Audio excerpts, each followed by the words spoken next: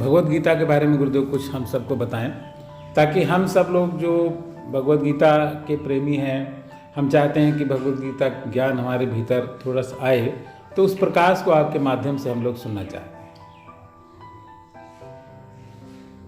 देखिए, गीता शांति का संदेश है। थोड़ा सा गुरुदेव जोर से बोलेंगे तो हम लोग अच्छा सुनाई देगा। अच्छा, गीता शांति का संदेश है जी।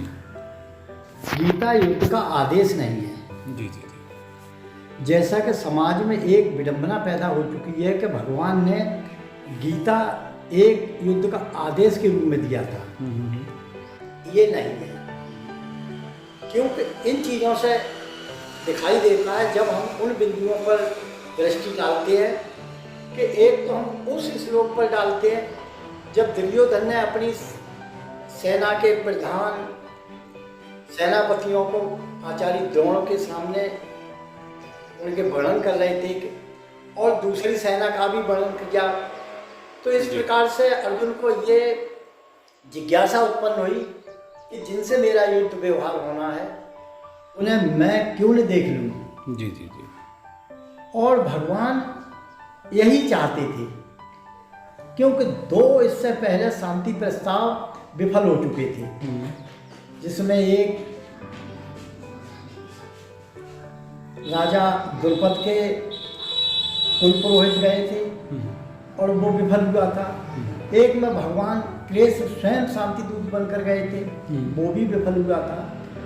भगवान ये फिर भी नहीं चाहते थे कि युद्ध हो, लेकिन वो अब ये नहीं कह सकते थे पांडवों से कि भाई युद्ध न करो, शांति कर लो, क्योंकि सारे प्रयास विफल हो चुके थे। तो उन्होंने तीसरा एक मार्ग निकाला कि हम ज्ञान का उपदेश और रणभूमि में करेंगे, जिसे अर्जुन भी सुनेगा, जो युद्ध का मुख्य पांडवों की तरफ से एक नायक है,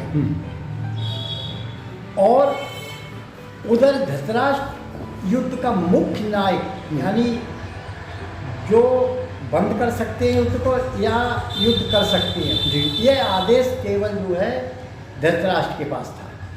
तो वो भी संजय उन्हें भी सुनाएगा।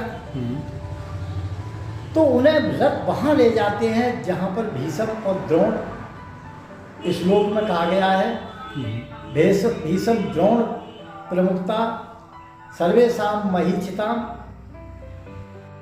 तो उस श्लोक में उन्होंने, देखिए अब यहाँ पर समझने का विषय है कि वे वहाँ पर युद्ध में रथ क्यों ले जाते हैं अर्जुन का, जहाँ पर भीष्म पितामह द्रोणाचार्य खड़े थे, और उनसे ये भी कह दिया कि पश्चिम पार्थ संवेतान कुलनीति, यानी संवेतान का अर्थ है तू युद्ध की भावनाओं को मन से निकाल दे और इन्हें कुलनीति कर्म के आधार पर देख इनको। उन्होंने जब देखा तो पितामह को देखकर उन्हें मोह उत्पन्न हो गया, आचार्य द्रोण को देखकर मोह उत्पन्न हो गया। बस यही भगवान चाहते थे, और वहीं से उन्होंने ज्ञान का आरंभ कर दिया।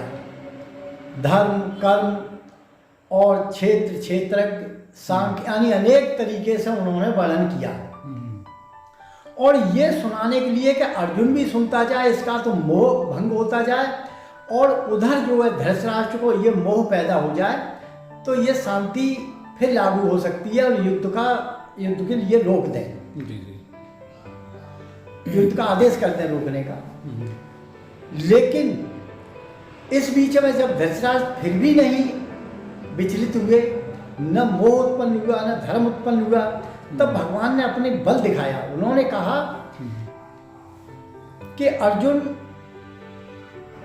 मेरे लिए संसार में कोई कर्म ऐसा नहीं है जिसे मैं न कर सकूं, मेरे लिए जो दुर्लभ हो, और कोई वस्तु ऐसी नहीं है जो अपर्याप्त हो जिसे मैं न पा सकूं, फिर भी मैं कर्म कर रहा हूं।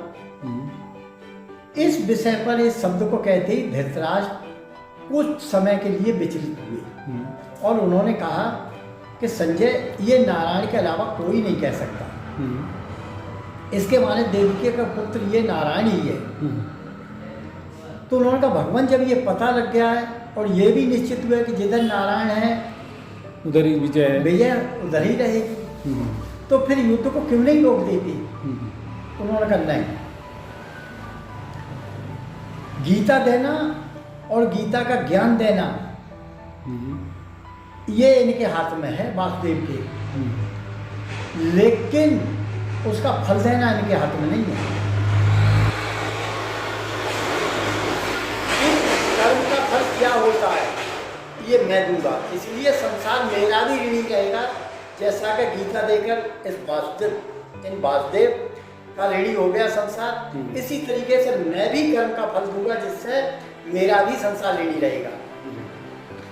देखिए, इसीलिए कहा गया है कि धर्म क्षेत्र और कुरुक्षेत्र, ये कुरुक्षेत्र एक धर्म क्षेत्र है कि दोनों ही धर्म के लिए और लोक संग्रह के लिए कार्य कर रहे थे, दोनों पक्ष। तो ये एक शांति का संदेश था। और इसमें बार बार दूसरा एक विडंबना और है समाज में। लोग ये कहते हैं कि भगवान ने बार बार आदेश किया है, बार बार आदेश किया है गीता युद्ध का। उन्होंने आदेश तब किया है जब अर्जुन ने कहा है कि भगवान मैं विचलित हो चुका हूँ, मैं ये भी नहीं समझ पा रहा हूँ कि युद्ध करना धर्म है अथवा न करना धर्म है, उचित क्या है मैं ये नहीं समझ पा रहा हूँ। इसलिए जैसे पिता पुत्र को सलाह देता है उचित, गुरु शिष्य को सलाह देता है, मैं तुम्हारा शिष्य हूँ, मुझे वह उचित सलाह दो, यानी उचित राय दो जिससे कि मैं क्या कर सकूं, युद्ध करूं या न करूं। तो उन्होंने कहा अगर तुम मेरे से परामर्श लेते हो तो युद्ध करना ही उचित है। जी जी। उन्होंने परामर्श के रूप में कहा है। वैसे तो उन्होंने कहा युद्ध करना तुम्हारा है कर्तव्य, युद्ध का निर्णय भी तुम्हारा है, युद्ध का फल भी तुम्हारा है।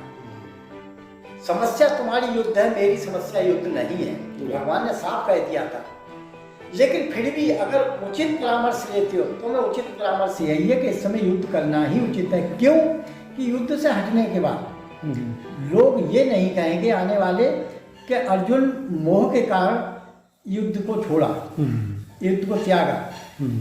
लोग तो ये कहेंगे कि युद्ध से डर की वजह से भयभीत होकर अर्जुन ने और युद्ध को त्याग दिया, और अनचाहे शब्द कहेंगे तेरे आने वाले, और उन शब्दों को सुनने से तुझे गिलानी होगी और फिर युद्ध के लिए खड़ा होना पड़ेगा। तो देखिए, मैं दो बातों को यहाँ मतलब सामान्य रूप से कहना चाहता था और इन्हें दर्शाना चाहता था कि गीता युद्ध का आदेश नहीं है, शांति का संदेश है।